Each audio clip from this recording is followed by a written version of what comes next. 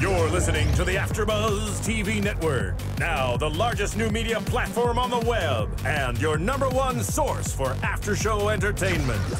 Very good, Keith Johnson.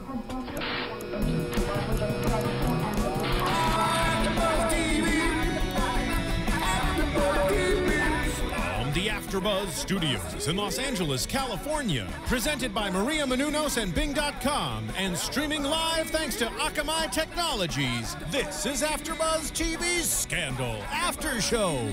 We'll break down tonight's episode and get you all the latest news and gossip. And now, another post-game wrap-up show for your favorite TV show. It's AFTERBUZZ TV Scandal After Show. Hello, Gladiators! Bing is for doing, and we are here doing another AFTERBUZZ TV after show for Scandal Season 3, Episode 3, Mrs. Smith Goes to Washington. Hi, everyone. I'm your host, Sofia Stanley, along with my amazing Gladiators. I'm Bamm Ericsen. Hey, what's up, everybody? I'm Kennelia. Well, we are going to jump right into this episode, and again, it is called Mrs. Smith Goes to Washington, which is a little bit too timely with so many things going on in this episode with what had just gone on in the District of Columbia with people trying to ram the White House, catching themselves on fire, putting themselves on fire, and, you know, shootings previous. I think that Shonda Rhimes definitely knows a little something, but I'll talk about that in predictions. So we're going to jump right into it on our first topic, and the first topic is the scandal of the week, and it is Mary Nesbitt, who immediately basically kind of takes over Pope and Associates as Olivia walks in, and Olivia realizes that she is the new client. Were any of you guys surprised that the Associates were able to decide on clients without Olivia's permission or say so? Well, you know, like you said last week, Sophia, when they basically saved her, it was like their mommy, they were saving their mommy, and she couldn't get any clients, and the bills and the lights were about to go off. So they took it upon themselves to get a client. And Olivia was a little thrown off, like, who the hell told you guys? But I guess she wrapped her head around the decision and went forward. So I like how OPA has taken the initiative because she hasn't been around lately, and why not? Yeah, and money talks. She came in with a check. Originally, she said it was for $25,000. So, you know, they saw that. They were like, listen, we have bills to pay. Let's take her with it regardless. But the lady immediately leaves. She didn't even get a chance to talk to Olivia about, or maybe even them, about what she needed their help with. She said she had a meeting. Yeah, exactly. And I think that both of your points about the need or the necessity for the check obviously seem to be important because, A, Quinn immediately goes to basically verify that the check is valid, and they're all concerned when she comes in the room because they think that the check has bounced. And that's when she informed them that the name on the check is actually Chris Lawrence. And, you know, she, as she has now been trained to do, as she is a little Huck, realized that he had been killed in an FBI raid and that the exact amount of the check was a little bit weird. It was $27,870, which was what Mary Nesbitt had in her account. So it basically means that she cleared out her account to do whatever it is she needed them to do, which they were at this point still unaware of. But you know, also, Quinn gets on some people's nerves about the boldness and some of the things that she does, but she hit the mark this time. Although she takes things, she takes initiatives without asking, she hit it on the nail. It was appropriate for her to go into this new Quinn that people don't like. Well, that wasn't really my issue with Quinn doing her job. My thing was Quinn was walking around the office, like I said last week, in front of everybody. She's like, come on, guys, let's get to it. Gladiate, radiate. She wasn't in everybody's face basically saying to them, Huck ran away because I was in Olivia's email, and I told him what I found in the email. That wasn't, you know, that didn't come up. They were like, where's Huck? Quinn was like, I don't know. You know where he was. He ran off because you gave him the paper. So stop, Quinn. I'm over Quinn. I'm sorry, guys. I think, though, that personally, I'm over her personally. I think it's actually rather symbolic that part of the reason that people don't like her is that she's now kind of stepping out on her own, and she is basically doing things on her own and or taking initiative when, ironically, that is why we didn't like her. We didn't like her because she sat around and was like, what's going on? Oh my God, what's going on? What am I supposed to do? She kept waiting for someone to tell her what to do, versus so much of, I think, what Olivia Pope and Associates do is they all know their role, right? Huck was the hacker. Abby is the one who always goes and either flirts and or cuts someone down to get information, and Harrison is the fast talker. Now that Huck seems to be, we're not so sure, again, Quinn is mini Huck, and I think that's exactly what she did, which was verifying basically the finances for the client, because without that, there is no client. And that basically is what allowed everything to unravel. And something else that I want to say, you know, last year, Quinn didn't have anything to do. She was always sitting around. And I'm just going to compare Quinn and Mellie just for a second.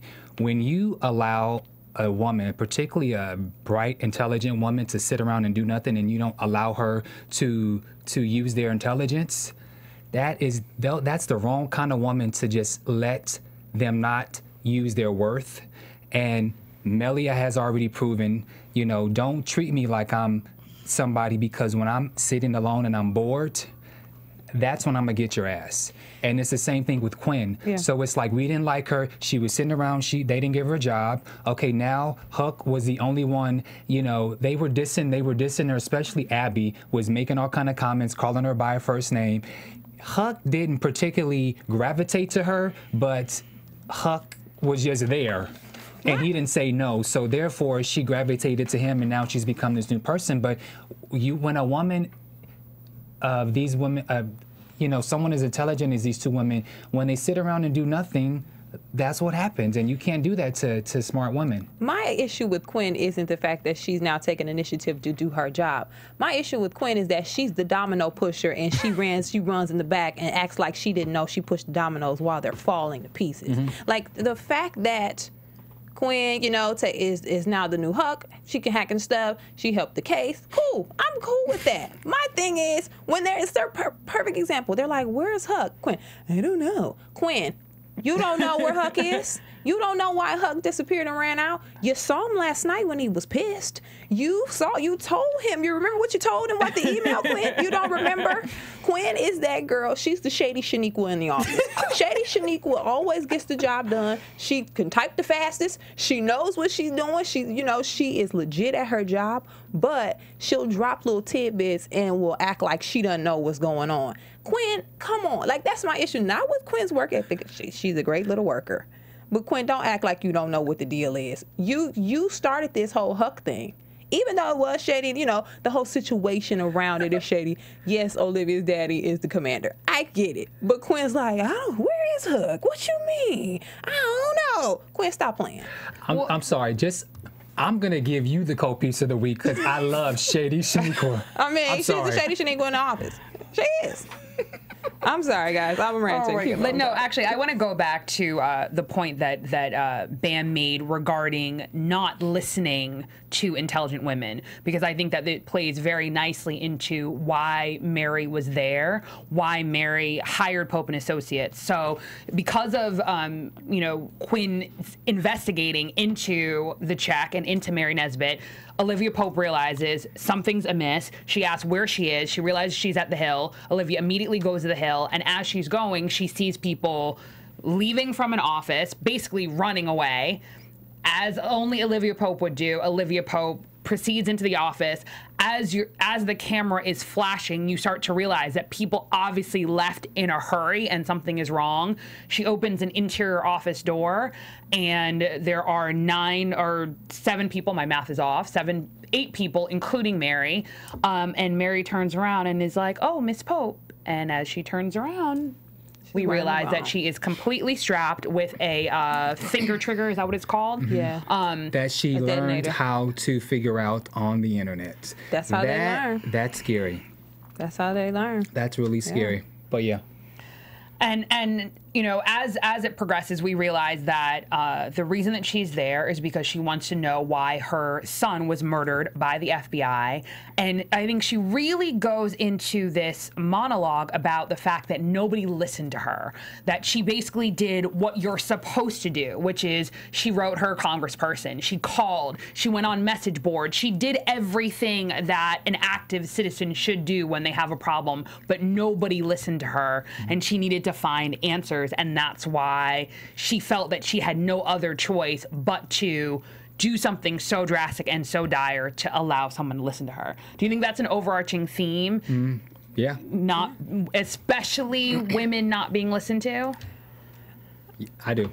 I mean, yeah, in this case, you never know what it's like to lose a child. I don't know. I don't have kids, and I can only imagine what it's like. But like you said, she followed all of the steps. So for her, in her mind, it was like, what else do you want me to do? Like, And there was something else that I thought she said that parallels with, not being heard. She said that she read an article about Olivia Pope, and the one thing Olivia does is she trusts her gut, and she trusted her gut. And, like, as parents, like, we know when something's wrong with your child, whether if they say something or not, like, you know when there is something wrong with your child. So the fact that this character Mary, she's lost her child and she's not getting any answers, as a mother, she knows, like, okay, something's not right. Something happened to my child and I want to know. And I feel the way that they went about it, I felt they could have maybe bought her off, or maybe gave her some information, or gave her some kind of piece of them, maybe bought her off and just pushed, it didn't have to get this far. Do you really think that a normal, average, everyday woman who basically was almost kind of breaking down when she was communicating that she had to get a stronger glue gun in order to make her vest, that she basically sewed the vest on her own sewing machine, and she went on the internet to find the explosives, walked into a Capitol building of in the nation's capital in Washington, D.C., and was fully prepared to blow up 8 perfect strangers, was going to allow her son's memory to remain that he was a terrorist? I mean, as soon as I said that, I was like, "Oh, that's a stupid. I shouldn't say." No, I mean it's valid, but I think you're thinking about the gravity of the situation. But thank you for calling me out, because once I said it, I was like, "Hell, I wouldn't do that." Yeah. Right, and I actually love how they did it, because I think that, again, Olivia walks right into the situation.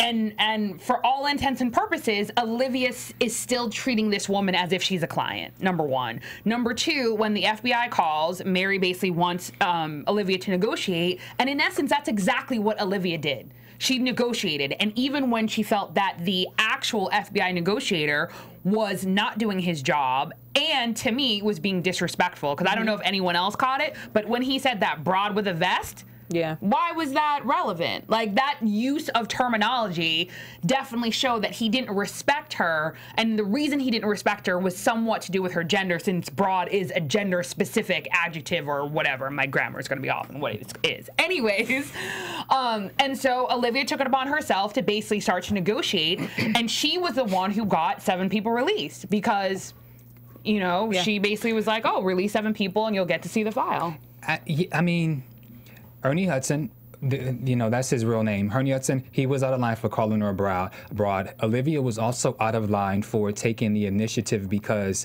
again, if that didn't go her way, then it could have, like, they were both wrong. But I'm glad Olivia, in this instance, did go against what he said and got the 6 people at least released. But I'm just saying she shouldn't have done that. That's very risky. Yeah, it was risky, but on the flip side, if she wasn't there, that lady would have blew them up within 10 minutes. Because the senator didn't know what the hell to do. He was in there like, he just was clueless and useless. The other people were going to be panicking. Nobody really knew how to handle the situation. The dude on the phone didn't even know how to handle it, and he was one of the terrorist specialist guys. Like, everybody seemed aloof pretty much except Olivia. She was the only one with contacts. She was the one making calls.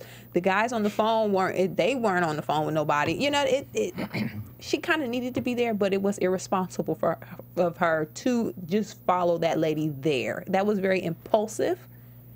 It was because if someone walks into your office and they say, I want you to take me on as a client, here's some money, I'll be back, I have a meeting. Naturally, you don't know this client. You've never met her. She didn't call you ahead of time. Nobody knows this lady. You don't just say, "Oh shoot, let me follow. Where she said she was going? Let me go as well." You wait for her to get back. You stay at the office, do your research like they were doing, and you wait. But she just got out and immediately followed her. That was a little weird. But I think that ironically, it shows that David has a point when he says she's an adrenaline junkie. That there's obviously something that she feeds off of, and I think that leads very nicely into when she finally has a conversation with the one person. Well, let me actually back up. So everyone now is aware of this situation. It escalates to the highest levels, i.e. the President of the United States of America. They ask the President, basically, if they have the shot, if the snipers have a shot, can they kill her? They run through the scenario and basically determine, you know, ideally if her hand is not on the trigger, that would be better because she still could potentially push the button and then it would be not a good situation. He gives the go-ahead, and as he's basically giving the go-ahead and the snipers are getting, you know, situated, Harrison is on the ground. Harrison's communicating with Olivia. Mary also hears something is going on, is starting to panic, and go ahead. And Mary's mistake, which that was the one mistake when she heard the footsteps of people coming up the stairs. She should have never went to the window because you're visible. And I mean, she had to have seen a negotiator with Sam Jackson. Come on.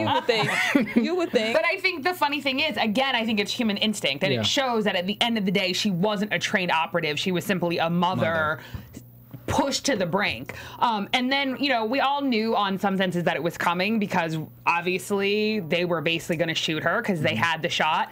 The President Fitz gives the go-ahead to take the shot. Olivia realizes that they're going to take the shot because Olivia's probably been in this situation before, and she puts herself in front of the window. And so President was not having. But did y'all low-key see her pose in the window, though? Like, she shook her hair. She shook her blowout a little bit in the wind. Like, Olivia, come on. She had to have her moment. She did. Yeah. She had to have her moment. Threw her hair back and had her suit. Like, come on, girl. But let's talk about, though, the conversation with the President and how he basically spoke to her, and he informed her, basically, fast forward a little bit, David figures out what's what. We'll actually touch upon that a little bit later if we have time. And basically, the President has a conversation with her and basically informs her of the truth behind why her son was killed. Did that surprise anybody? No, it did not surprise me, especially after the information that was revealed, and plus when that girl gave Harrison the information, which wound up being fake. I was not surprised that the information was given to her because Fitz is someone who, it was Olivia, and Fitz was the right person to give that information to because, you know, she's going to listen to him. And I wasn't surprised, even taking it back about the Harrison thing. Think about it, if this were a real terrorist situation and Olivia Pope was up there negotiating and she was the only contact person, real FBI or real agents wouldn't go to Harrison and give him the information. I think something's going to play out to that maybe later on. Like, they you know, to me, that Scream setup, it was like, tell his homeboy that this is what the story really is so he can call Olivia. In a real legit situation, I don't see them looping Harrison in. He was just standing on the sideline. They know, you know, they might know that he's working with them, but technically he was just the homeboy. That's like telling me. Yeah. I'm going to talk about, let's talk about that on Twitter a little bit further, but what do you think about towards the end, once the President basically had a moment and was extremely presidential and explained to her that not only was basically Mary's son not a terrorist, but that he was a hero, that he was undercover working for the CIA, that he basically was a recruiter for the CIA and had actually recruited 57 other CIA agents to infiltrate Al-Qaeda, and that basically Olivia had to not tell Mary because 57 lives of 57 heroes dependent upon her not telling her. That was a lot of information for Liv to soak up and make a decision really quick, but she somewhat annoyed me when she went into the whole, no, if you are going to put yourself in a situation, you need to we normally say man up, but you need to woman up and finish the responsibility for the bigger issue. But of course she did, but she just had to have her moment. I was just like, oh, Liv, shut up. Yeah, and if you ask for a classified file, something is in that file that is going to probably rub you the wrong way, otherwise it wouldn't be classified. Yeah. Like, so I like that she changed her mind, because I initially thought that she was going to try to go with her gut, pull that whole gut move and say, you know, put the white hat on, I'm going to tell the mom the truth. I'm glad she did not do that. It's unfortunate for the mom, because now she died thinking and really believing that her son is a terrorist. That's unfortunate, but I mean, they had to do what they had to do. But do you think, so basically Olivia lies to the mom, does her duty, and as they're leaving, the mom pushes her out, the door closes, and the mom pushes the button. Do you think that the mom pushed the button because she thought her son was a terrorist, or because she knew her son was not a terrorist? I know. I totally believe that. Listen, if she says her son didn't do it, she's not going to change her mind. It could be the Pope can tell her, and if her mother thinks that her child is not what he is, she's going to believe that. But I think for Mary, I feel like she had no choice. Like, oh crap, I'm about to die. Let me die on my own terms. Boom.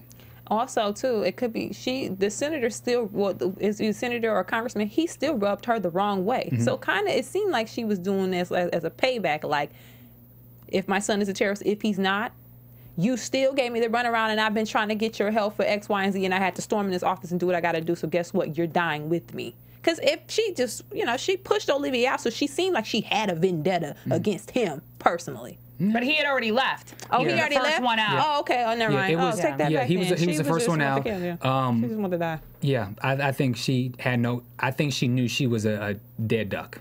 All right, well, Gladiators, let us know how you like this storyline, and especially whether or not at the end that you think, whether or not the mom thought her son was a terrorist, or whether or not she actually, in fact, trusted her gut.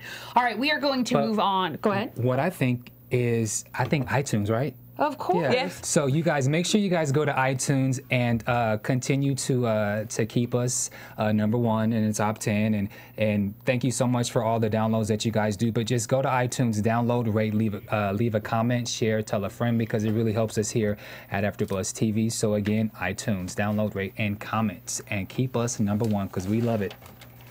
All right, we are going to jump into what I and my fellow gladiators like to call the aftermath of Rowan. And basically, in essence, it starts with a White House tour. Someone who is part of the White House tour, a visitor, steps aside. Secret Service realizes there's a problem. They call for help. He is running towards the Oval Office. They tackle him, and he immediately says, I have to speak to the president, and it's about Operation Remington. What did you guys think of that opening? At first when he was running, I thought it was going to be another situation where somebody tried to assassinate him. You know, obviously you don't think somebody is rushing the White House just to have a conversation in the White House, you know, with their homeboy. You don't think that's the case. But when they said Remington, I automatically assumed, like always, Cyrus is going to be involved. Daddy, they call him Big Daddy Pope online, right? Big Daddy Pope is going to be involved, and it's going to end all bad. You know, there's nothing. I didn't see any light at the end of that tunnel at all. Me neither. Were you surprised when the Secret Service apprised Cyrus of what happened, and Cyrus said, "Let him go"? No, I wasn't. Now that I think, right then I didn't know what to feel, but Cyrus kind of had to, because Rowan already.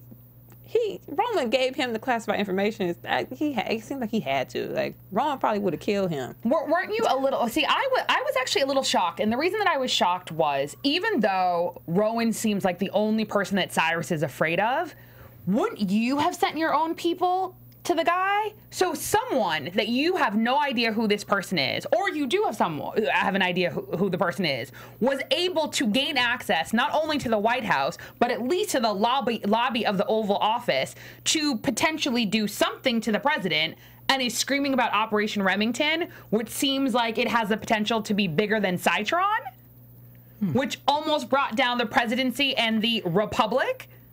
And Cyrus is just kind of like, let him go? What if Operation Remington is something that Cyrus is siding with Rowan on? Yeah, like he has no choice. Maybe it's something to the extent where he's like, no, don't let him talk to Fitz. we don't know what it is. It could be that bad or that shady of a deal where Cyrus is looking at Fitz with the side eye and now is on Team Rowan about Operation Remington. I don't know. Yeah, I definitely think, you know, something between Cyrus and Big Daddy Pope. There's more to the story, and you know, they're around the same age, so like I think there's a huge backstory with those two. But Cyrus totally plays it cool with him versus anyone else. Okay. So the crisis is averted. The president has to go into a bunker with Mellie. That luckily kind of rectifies itself. And then we start to realize that obviously not only is Operation Remington more of a situation than we thought, but that Rowan has a hand in more things. And we realize that Huck is following Rowan. That this is Huck's new mission in life. I wasn't expecting, when I said last week that I thought Huck was going to go away for a while, I thought he was just going to go to, you know, the National Mall and sit with a loaf of bread and feed pigeons while he reflects on, you know, his sketchy past. I didn't think he was going to be tailing Rowan with the intent to kill him. I didn't think the whole mall and the pigeons, but I didn't think anything. I didn't think that he was going away. That was the first thing, but I'm not surprised because, again, the man has been lied to, all of the hell that he's been through, and he's fed up. Yeah. So I mean, I agree with that. I actually said it from last week that I knew that was exactly what Huck was going to do, was going to try to kill Rowan. I actually, though, agree with Rowan's assessment that Huck is rusty. Because to me, did you really need to tail him? Like, I'm being serious. If you're going to shoot him potentially on a sidewalk or somewhere in the suburbs of Washington, D.C. at some guy's trailer, shoot him in his house. No, seriously. Like, you don't need to do this whole tailing thing. You know exactly where he lives. You know where he's going to be. Go in the middle of the night, go in his house, and shoot him. Huck is really rusty. Something when Huck finally confronted Big Daddy Pope, Pope says, "Glad that you finally had the courage to say hello." I have to give it to Pope. He is one cocky son of a bitch. He is. I mean, why? He got it. Like, you know, he pretty much is running everything. And again, Olivia, she's just like her dad. Carry that out for me one more time. Like, okay, just carry it out a little bit further. Meaning, he's ballsy. When Huck came up to him, "I'm glad you finally had the courage to say hello," as if he already knew that he was coming for him because he knew that the information was revealed. And then just look at Olivia and how she demands certain things when she was with Huck. You know, what did she tell Huck? She was, after all what you did to Huck, you totally look at me. Yes, and her famous, you know, she's just like her dad. That's what I mean. As far as when they want answers, you better give it to them. What I want to know is I want to know more of the backstory of B613. Because to me, it must be some high-level programming for Rowan's voice to obviously trigger something. Because before now, let's think about it. Huck didn't know who Rowan was. He didn't even know his face. It's not like think about it, or else when he saw him at Pope & Associates, he would have been like, oh, that's a B613 guy. He would have known he was the command. But for him to, at the trailer, for him by just saying, "You're rusty, I left something inside for you," is it just the fact that he knew that he was going to get to kill someone? That, to me, is a little bit too obvious. I'm going to go, and again, sorry, me and my conspiracy theories, it has to be something about some audio or audible trigger in the fact that Rowan has that type of control over Huck. For Huck not to kill him? The only thing I can remember audio related with them, remember when they had the assassins all in the office and when Huck had that little monologue or piece of the show where he said they listen to their radio every day or something to see if they have an order or are supposed to be somewhere. That's the only thing I recalled, you know, hearing anything about an audio. But the question is, when Rowan was in the office before Olivia got there, Huck it wasn't a voice thing there either. That's a very good point. So it seems like it was just the control of the situation. Not necessarily a voice, but knowing this is the commander. There's a job for me. You know what I mean? It was weird. He definitely, though, had him shook. for him to just say, I left something for you, and to walk away like that, and for Huck to go in there and kill the guy, that definitely is another level of mind control that is just too hard to understand. But you know, Huck has lost it ever since he got PW'd by y'all catch that, y'all know what that is. OMG. by what's her name? Crazy, what's the girl? See what happens when Was it Becky? What's the girl's? Becky. Becky. Yeah. He's been off of his game ever since, you know, he got low Cocaine girl. taste. PW. I can't. Oh with my you, man. goodness, you guys. Oh Lord. Okay, fair enough. But this is the only thing is, I actually felt that this time was a little bit different, because normally I think that when he kills and or tortures, he gets some pleasure in it. And to me, the way that he was walking out of the trailer, he looked clammy. And even the way that they shot it was very grainy and felt like, for lack of a better word, it felt a little Breaking Bad. Like it felt gritty and it felt raw, but not in an excited way. And you know, they normally twist it with Huck and they make it exciting when he kills people. But you know, Huck is also changed, and again, because he's trying to, I think Huck is in some ways, he's trying to break away from the old person. Again, when he got with Cocaine Girl, you know, he fell in love, and he doesn't find pleasure in killing people anymore.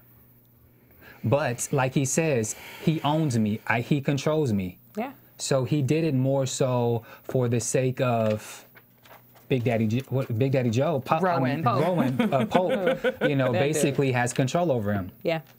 That's a good point. Yeah. And did you, so when Olivia finally goes back to Olivia Pope and Associates and she sees Huck and she goes, Huck, you scared me. Go ahead, Bamm. And Huck says, don't worry, I'm not gonna kill you. The dynamics of their relationship has changed. Yep. It's completely changed. And you can't blame Huck. Absolutely. You can't blame him at all. Olivia, though, it was weird that after all of that, she felt comfortable. Well, she was in the moment. She was distraught. She almost got blown to smithereens. But there was still no point of her standing off. She still had that level of comfort with him, which was surprising to me. But do you think it was because she had just been through such an ordeal that she was tired? And arguably, if he was going to kill her, he's going to kill her. So there's actually, you're almost resigned to your fate, right? Like, seriously, Huck of all people, if he wants to kill you, he's going to kill you. So at the end of the day, I'm at least going to have a conversation with you. And in some senses, she has this, and bravado isn't the word that I want, but it is. Like, she almost has a bravado that she fails to recognize what she's playing with, right? You have a trained assassin who has told you that he enjoys doing what he did. You, for a reason that you felt was justified because you wear the white hat, to push him back into that, and now somehow feel very comfortable that he can control that. She's just like her dad. Look at all the things that she's done to David. She walks in there high and mighty with her gloves on, and she wants answers or she wants David's help, and she's Olivia. She doesn't care. She's just like her dad. I mean, I'm not saying that's a bad thing. I'm just saying she get it from her daddy. But Dad knows that Huck can't control himself, and he uses that to his advantage. Olivia naively thinks that Huck, because he's not working with her dad anymore, that he can just swap out and become this great guy who does what I ask, and if I need you to kill somebody, Huck, please kill him, but don't do it again. Like, you know what I mean? It seems like she has her blinders on when it comes to pushing people to their limit. I completely agree with what Kennelia is saying, and I think that was evidenced by the way in which she cradled him. She was cradling herself at the same time. I think she really, and sorry about this, guys, I'm gonna have to keep going with the conspiracy theory. To me, there's something in Olivia's backstory with her father that I think is going to blow our mind, because I still contend that he has a hand in everything, number one. Number two, the old motto that we used to say before, all roads lead to Fitz. If all roads lead to Fitz, that means somehow how Olivia's positioning must be perfectly aligned by Rowan, because it's only towards the end when their affair was actually somehow going to affect the presidency that he stepped in. Yeah. He's always been aware of it. And so if he's always been aware of it and he's always been aware of Remington, then based on what the intruder from the White House said, Fitz being president was set up from way back. That's why whatever happened at Remington had to happen, because Fitz had to be president. And if it was set up from way back, what happened in Defiance? But even before that, sorry, I'm going to jump on you. Before that, also don't forget, if just like Bamm said, if there's a backstory with Cyrus and Rowan, it's Cyrus who brought in Olivia. And it could be Dad, who, when Olivia finally made the decision, remember in season 2 when she, at the moment she was outside and Cyrus was, talking to her, there maybe could have been a conversation or a phone conversation. Like maybe there was the conversation with, no, it couldn't be because they were strange. I was going to try and correlate. Rowan could have called Cyrus. And said, he better win this election. You never know. I definitely agree with you, Sophia, when you say Rowan has some backstory and control over Olivia, because even when she was drinking the wine with Jake on the couch, she said he controls everything. He controls you, and he still controls me. So it's not just about, your dad and, grounding you when you do something bad. There's something that, like you said, we don't know that hopefully we find out sooner or later, because it's a little weird. No, I completely agree. Well, let's go to my second favorite half of the triangle of Mellie, Fitz, and Olivia. What do we feel about Mellie and Fitz's dynamic and kind of I would say they were really speaking extremely clearly to one another about how they feel about each other in the aftermath of this affair being public information. Well, wow. They can't stand each other. The way they were telling each other to shut up, I was like, wow. But it's always like one episode Mellie is on top, and then another episode Fitz is on top. Yeah, Mellie with the whole with that liquor that they was drinking. Hooch. Moonshine. It's basically moonshine. She got his ass. She got him this time. Yeah. Well, I mean, does anyone have the quote? Because, I mean, her biblical references to the fact that when she said today was a good day, and he basically was like, oh, I thought this would be your worst nightmare. I thought you'd be happy. Basically, it would be a good day if Olivia had died. And she goes, no, because then you basically would have taken what? Every piece of wood, every coffin, every nail to build a cross to put up your Saint Olivia. He would, too. Yeah, and if your whore died, then I lose. Yeah, she said, I'd lose our war. So she is really knowing they're in it. They're fighting in it. She also said, as long as she's alive, I'm happy. She's your... I cannot complete with your... is that what you're going to do? She said, she's your Achilles heel. The strings I pull to make my puppet dance. My puppet husband dance. So Mellie, no, I said this before. Maybe it was last week. Mellie always has a plan. You can either get on the train with her or let it pass you by and let it leave the station. Mellie has it mapped out. She knows exactly what she's going to do in regards to Fitz and Olivia. But again, something that Olivia said to Cyrus when Cyrus was in the doghouse, Olivia says that Mellie is her own. I think Mellie is her own worst enemy. Mellie always has good plans, but she always screws it up, or something always doesn't go her way. So she has a plan, but between Cyrus, Fitz, and Olivia, she always tends to lose, or she always tends to fall a step back. Her plan always somewhat backfires. And I know why. Why? There's a theory, and I think we've talked about it here, that the opposite of love is indifference, not hate, right? So she loves him. Like, even it's the whole concept, and I know I may get flack for this, but do you remember, I think it was when Olivia and Fitz were having the conversation, and he was like, I hate you, and she was like, I hate you too?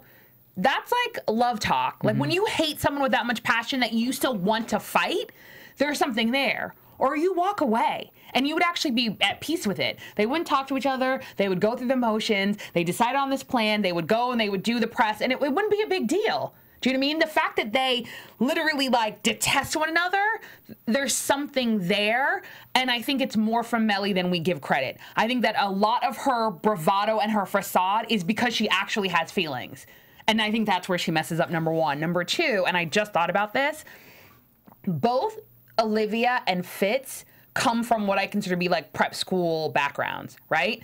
So, and this is going to be out there. Prep school backgrounds, it's like you almost follow the rules, right? Today we realize that Mellie's dad makes hooch, right? Makes moonshine, and that Fitz called her daddy a hillbilly. I think they underestimate her. Because the difference with Mellie is Mellie has two sides, right? Because Mellie has the quote-unquote pedigree, but technically she can get down dirty with you. And I really think that that dialogue and the way that basically she was like, oh, here, have some hooch. You think you drink that brown liquor? You don't got nothing on this. You can't even drink it, number one. Number two, she told him, basically, I will always control you as long as Olivia's alive, and then left him in the room and turned the lights off.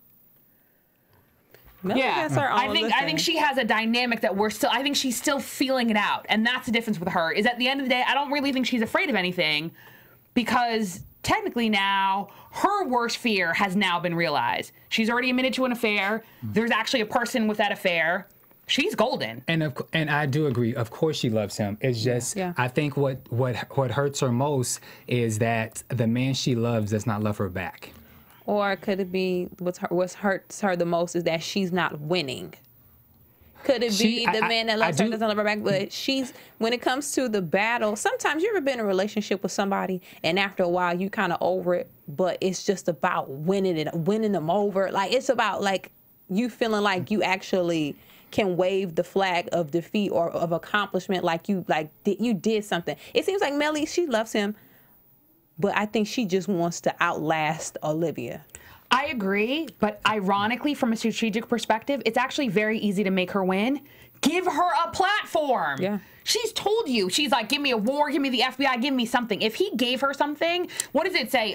Success is the best revenge. Oh, yeah. If she was happy, she wouldn't be worried about them. She's worried about them because she realizes she's given up all of this and is going to get nothing in return, and he might get the girl. No bueno. Yeah.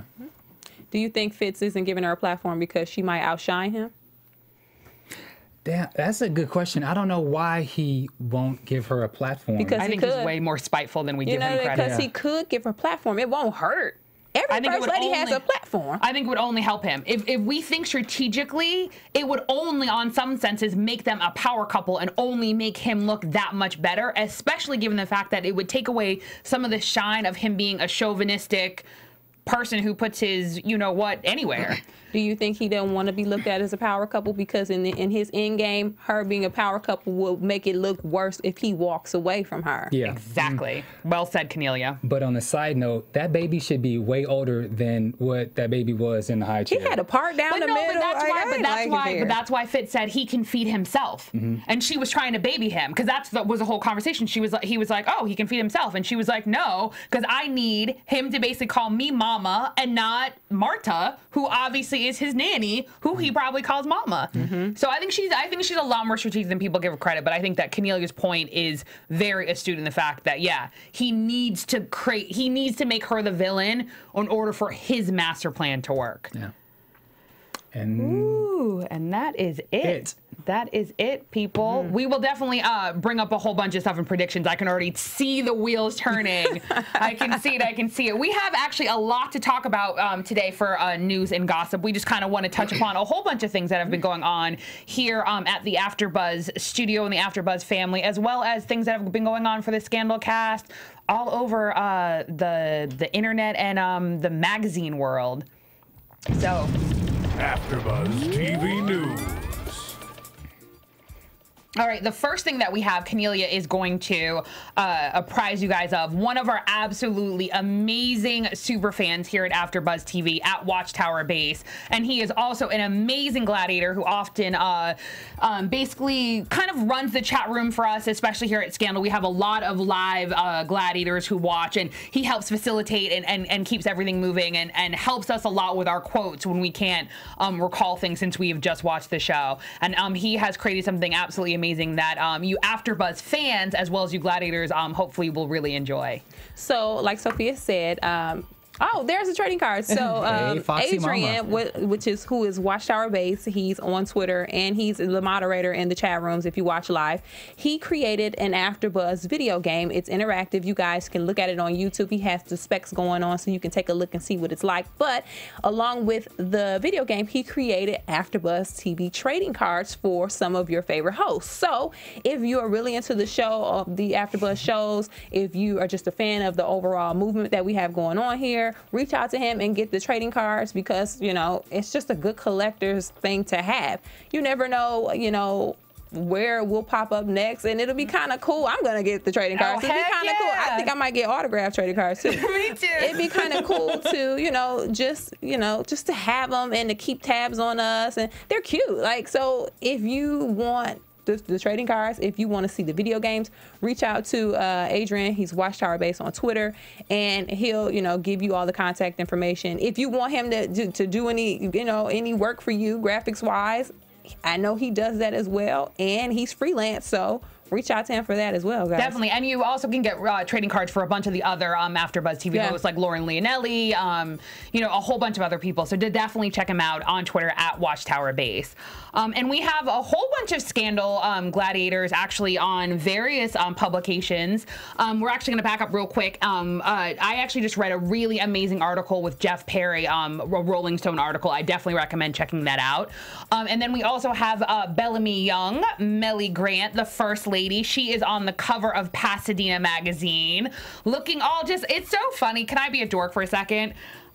I love actually seeing Bellamy Young separate than Mellie Grant, because I think that there is just this suave sweetness to her actual person, who she is, which is very telling of how amazing of an actress she really is, to really embody Mellie Grant and to be the villain that we all love to hate. Is that her real body? Yeah. I hope so. Remember when we saw her? Yes. Well, this is Hollywood. It probably is. But when we saw her in person, she looked amazing. The second picture, I want to feed some fire. Or actually, no, I think go one back, the one where she's in the bed with the young guy. Oh, right there. Who's now? We all know that Shonda says that she takes a lot of the characters and the storylines directly from basically the actors, right? Now, everyone still has been saying one of the kind of the conspiracy theories is whether or not Mellie cheated, right? Remember back in the first season, To Erotica, it never really was answered. I wonder if she's playing with us here. I'm just want to bring it up. All right, we also have Mr. Columbus Short. He is on the cover of Heed magazine. Hey.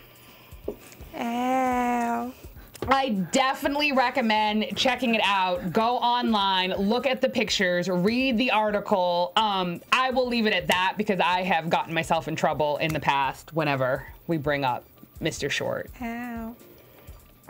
And then last but not least, we have Tony Goldwyn on the cover of Demand magazine. I mean, how appropriate is that? Because he is the man. Yeah, that's a good picture. That is a great picture. And inside, oh my goodness, everyone who loves the Superman curl, I mean, seriously, the pictures inside the magazine are absolutely amazing. But we just wanted to give out a shout out to, the amazing actors on Scandal. And I definitely think that we're going to be seeing more magazine covers. I think really the world is now gladiators everywhere. Everywhere, every continent. Hello, now Scandal is, I think, in 40 countries. Oh, wow. Airing at different time periods. Yeah. But I think it's about 40 countries now.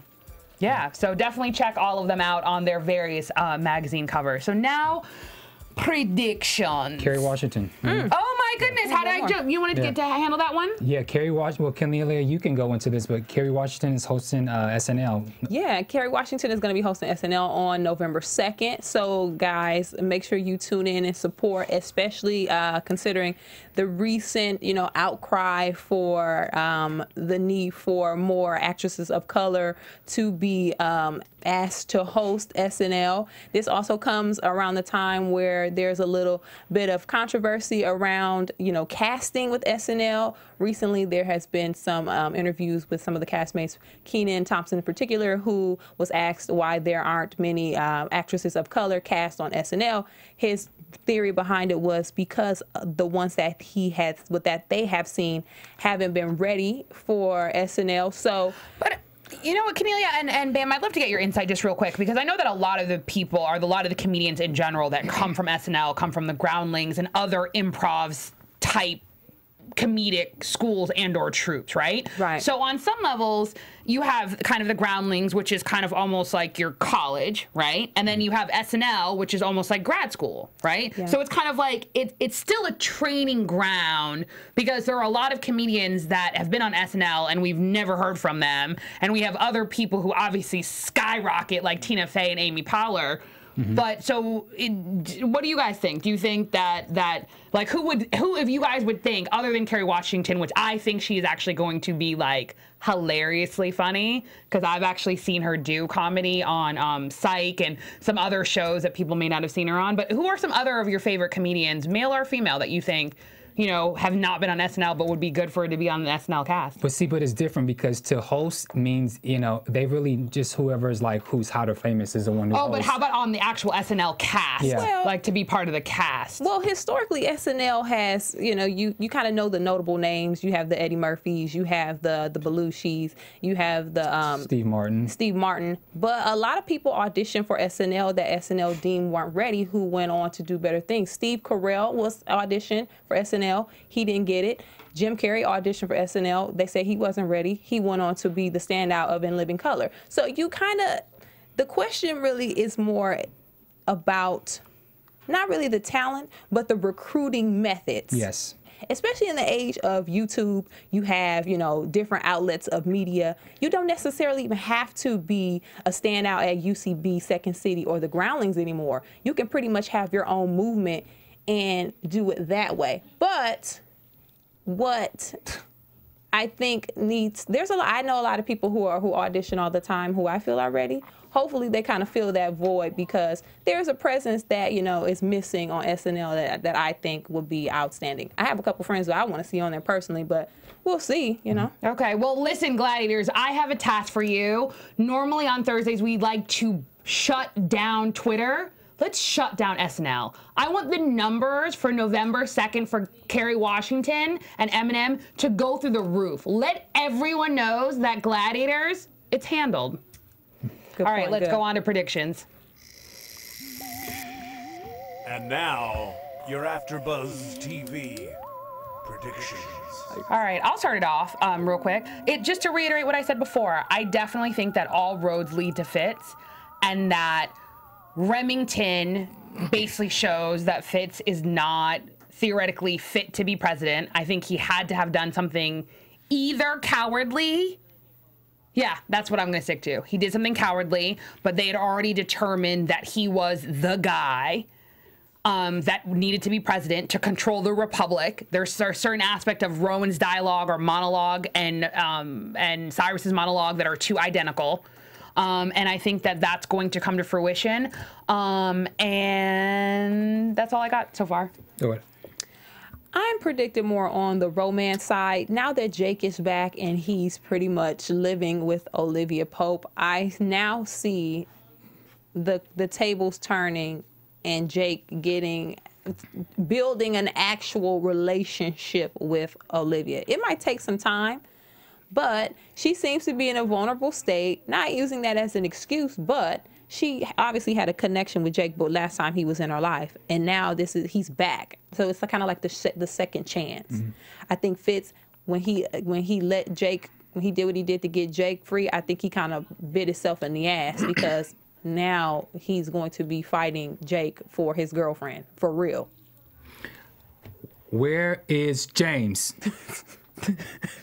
He's still knocked out from that tranquilizer. So where's James? And then it was a coincidence, or is it a coincidence that Mary and the guy who had the information about Remington, this all happened at the same time, and I wonder if the two correlate with each other. And then Huck. It's been mentioned before where when he's had conversations with Olivia, sometimes she always tells him, you know, your heart. I'm not Huck, I'm sorry, Cyrus. When Cyrus, he yells a lot, and he always seems like he's on the brink of a heart attack. And Olivia in season 2 has mentioned, you know, watch your heart, watch your heart. I'm wondering between him trying to intervene between he and Mellie and Fitz, and with this whole thing with Remington, like he's just yelling out of control. And I'm wondering if there's going to be something that's going to what's the word I'm looking for? Trigger. Something that's going to trigger his heart. Because he looks like he's always on the verge of a heart attack. So that's my prediction. All right, that was our after show. We hope that you enjoyed it. Where can everyone find you guys? You can find me at Kennelia on Facebook, Instagram, and Twitter. I'll also be at Flappers Comedy Club on Monday, 7:30. Come through, check on my Twitter for ticket information. And you can find me on Twitter and Instagram at Bamm Ericsen. And yeah. And you can find me on Twitter at Sofia Stanley. And you can see us right here, same time, same place, next week for Scandal, AfterBuzz TV After Show. From Bing.com, executive producers Maria Menounos, Kevin Undergaro, Phil Svitek, and the entire AfterBuzz TV staff, we would like to thank you for listening to the AfterBuzz TV network. To watch or listen to other after shows and post comments or questions, be sure to visit AfterBuzzTV.com. I'm Sir Richard Wentworth, and this has been a presentation of AfterBuzz TV. Buzz you later. The views expressed herein are those of the hosts only and do not necessarily reflect the views of AfterBuzz TV or its owners or principals.